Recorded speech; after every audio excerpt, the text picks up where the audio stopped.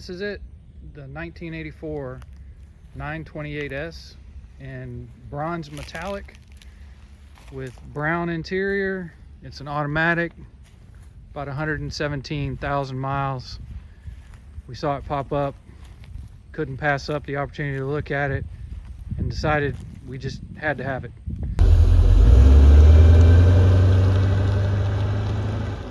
So here we are, we're gonna drive it around the block a little bit. You know, kind of like the truck, still no tags or anything. While we're driving around, I'll tell you a little bit about our journey to get it here.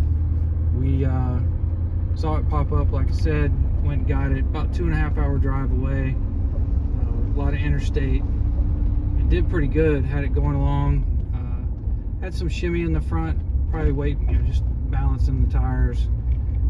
Started at 60, ended up going up to about 70 by the end of it that we could get to without it vibrating too much. As we were coming into big traffic jam, stop and go, it cut off on us. We pulled off the side of the road, looked at things, checked stuff out. Everything seemed fine, got it cranked back up and just decided to send it and head on back home. Got late, got a little bit of footage of sunset, so here's that. Got into town, kind of dark by the time we got home, got it parked. So successfully took the risk and made it home with this thing. 2.5 hour drive. So why don't you go ahead and tell them a little bit about the 928, some cool facts and things. So this is a 1984 Porsche 928. So this one has the single overhead cam V8 and it's 4.7 liters.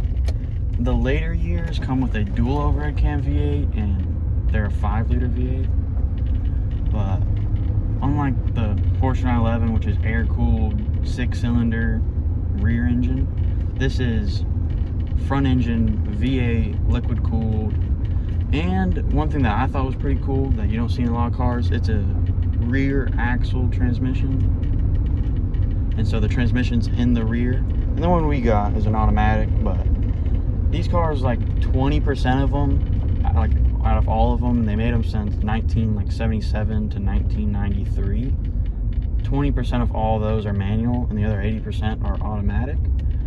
But this car is a grand touring car, so it's not as much as a track car as a 911. I've seen some people make them track cars, but it's more of a long distance, higher speed. I think the top speed on these are 155 miles an hour, so a little faster than my E30.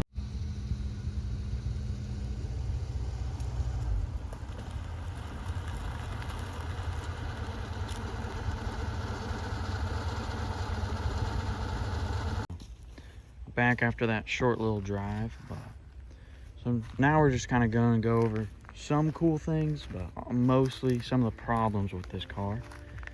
And the first thing that is pretty cool about this, it was signed by Magnus Walker, and if you don't know him, he owns tons of Porsches and stuff. I looked some stuff up. He owns over 40 Porsche 911, so a lot of Porsches. But this one, automatic, and the interior, I mean, it's brown and it's all there as far as I know.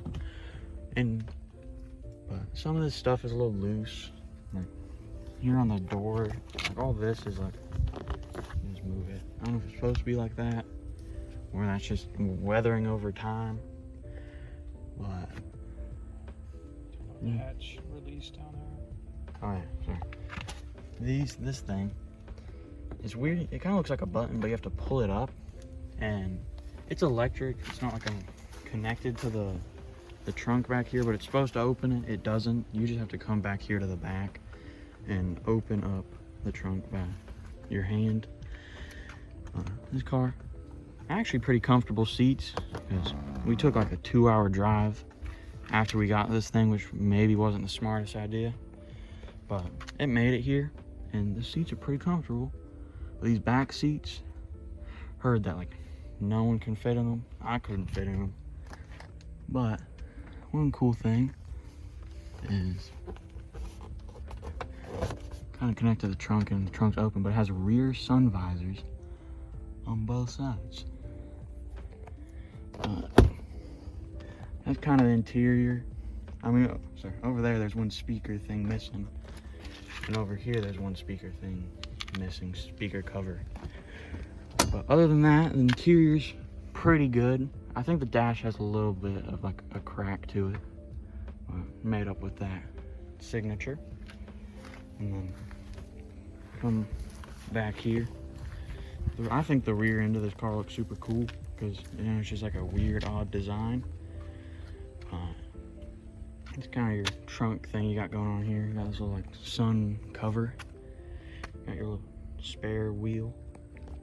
Then under this thing, which doesn't look that great, but we'll work on it. You got a jack. You got kind of tool. One thing, none of this is rusty down here.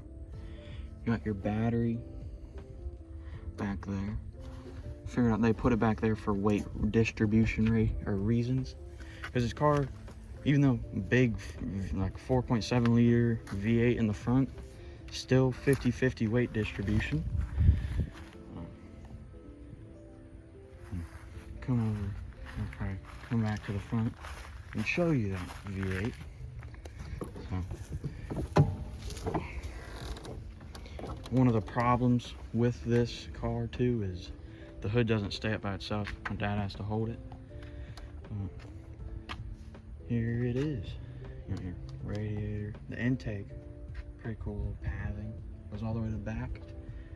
Intake manifold, kind of looks like a spider. And then that is the engine bay. It's a little cramped, and this bar here is kind of odd how it's red. I assume the last guy painted it, or it might have just came red, but I don't think so. And then there you got your cap missing on that, and it's a little broken on the edges. But other than that, here's pretty good. I mean, on our drive, it was like a 2-hour and 30-minute drive back to our house, and it made it. It cut off one time, and we didn't really figure out what that was.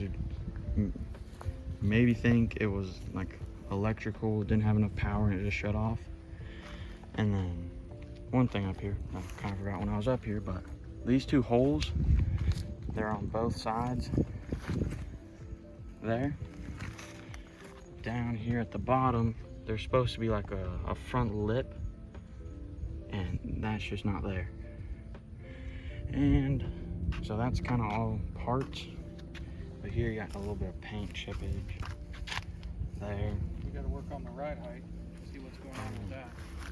I'm forgetting a lot of things, but so this car is not lowered, or not officially lowered. We think the suspension is messed up, or maybe someone did like a weird job to try to lower it. But this car, usually there's a huge gap, like this edge right here would probably be like up here, but now the wheel like sits in the wheel well, and that's on the front and the rear back here. And so that's one thing, that's probably gonna be our first thing to fix.